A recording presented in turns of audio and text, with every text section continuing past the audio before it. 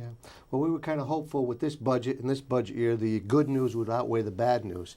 And I'm not overly confident about that right now. Usually when you purchase a product, they give you a 1-year guarantee or warranty at least. I don't think we have a 1-year guarantee on this 1-year budget. Maybe it's a 9-month guarantee. What I mean by that is I'm not sure we have the revenues for the type of spending that has taken place in this budget. When you look at it over the years, 4.9% doesn't look that bad because of the incredible spending that's taken place out here. That's something we've been fighting to rein in, to suggest that throwing money at a problem is not the answer probably any of the time. Putting the appropriate money and the appropriate spending in the priority areas is the appropriate way to do budgeting. For example, we talk about education. $21 billion total aid to education, $1.8 billion more dollars in this budget for education. That's a good thing. Education's an important thing. We know if we're going to have a future here for business, for industry, for expansion of jobs, for keeping young people here, we've got to train them to take those jobs. It all starts at our secondary and universities and colleges and things of that nature, to train our young people so they can take those jobs that we want to attract, those high-tech, nanotech types of jobs. But we're also looking at the fact that we spend the most per capita per student in the nation of any other state and have some of the lowest graduation rates. There's a disconnect there in terms of spending, the process, the basic education, and the good production. So we thought in this year, seeing that we had some controversy, we had a total distraction, we had to remove a governor, or he had to remove himself, and then we put a lieutenant governor in, Mr. Patterson, who is now our governor, with 2 weeks. If there was ever a time with a $5 billion deficit, Mike, with an economy that's floundering, with a recession that we're in that looks like it's not getting better, with Wall Street hanging in the balance, it's not recovering like we'd like it to recover.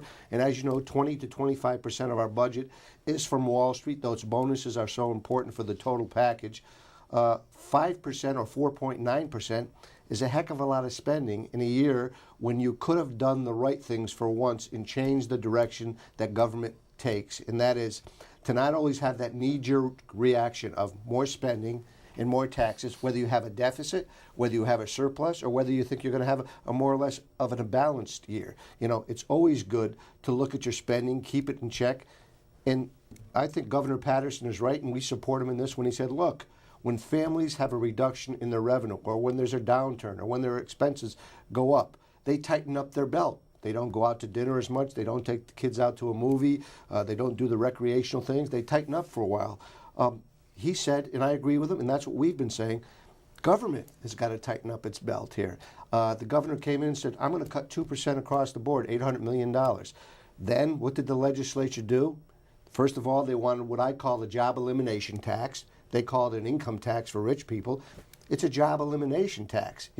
It's easy to say tax those people who expand their businesses, who create middle-class jobs, who want to come here and create businesses. But when you drive them out of New York State, you perpetuate that reputation of not only being the highest property tax state in the nation, but the highest total tax state in income, sales, toll taxes, energy taxes. Have you looked at a price of a gallon of gasoline lately? I have. Yes, Yeah. indeed. And that's why we put forth that what we call the alternative fuel fund, reduce those state taxes down to at least a level at or below those states in the Northeast. So I'm not happy with the $1 billion in taxes and fees we went to. We beat back an income tax, which I think is a job elimination tax, but we went to over $1 billion in new taxes and fees.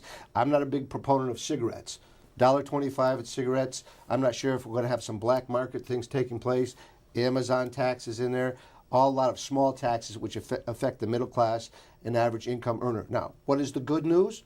Well, the good news is this governor came in 2 weeks before a budget was supposed to be in place and managed to get it with his leadership only 8 days late. Now, I say only 8 days late.